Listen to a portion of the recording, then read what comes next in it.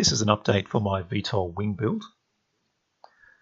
Just turning on my transmitter, and I'll turn on the flight controller as well. At the moment, the flight controller is just connected to this AA battery pack, just providing 5 volts. Looks like it's booting okay.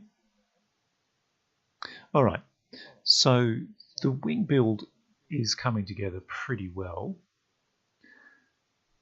The model is called a Rainbow 2. It's an EPP foam model from Banggood, and you can see there that I've reinforced the wing with a carbon spar. This is just a carbon tube that's been epoxied into the wing, and it's added quite a bit to the stiffness of the wing. Also, I've laminated the wing. I'm just zooming in now. You can see that I've put some fiber tape onto the leading edge as well, and there's also some on the hinge there for the elevons, just to give it the strength and actually also to give it enough flexibility. The hinge as it came was very, very stiff and needed to be loosened up. So what you can see here is the overall layout of the components. Obviously, lots of work left to do in terms of gluing things down, tidying things up. But basically you can see the 3 motors. This will be a VTOL wing in a tricopter configuration, using robot servos to control the pitch of the motors. The model of the servos is RDS3115MG. I believe I got these from Banggood, but they are available all over the place, and they really range quite a bit in price. So it's a good idea to take a look around and see what you can get them for. Okay, so I'll just press the arm button to arm the flight controller.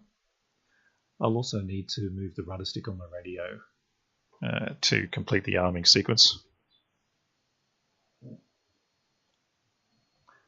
Okay, it's armed now, but as you can see, the motors aren't connected to anything, so I'll be able to advance the throttle and not be at any risk of hurting myself. Okay, what I'd like to show you is just the different configuration that the motors take when they're either in the vertical position in VTOL mode or when they're in the forward-facing position. So I've just flicked the switch into Q stabilize mode, and the motors are now, the front motors are now facing straight up, and the motor at the rear is facing down. Now when I transition, by flicking the mode switch here between Q stabilize mode and fly-by-wire A mode, the motors tilt forward to 45 degrees. They do this while the airframe gains enough airspeed to sustain itself in forward flight. I don't know whether 45 degrees is going to be the best angle for them to adopt while airspeed is gained, but this can be changed in the settings.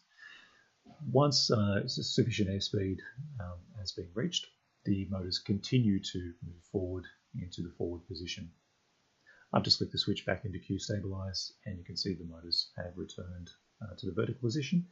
And if I move the rudder stick, you can see that the front motors are vectoring the thrust in order to command a yaw movement of the plane. Alright, that's it. Thanks for watching.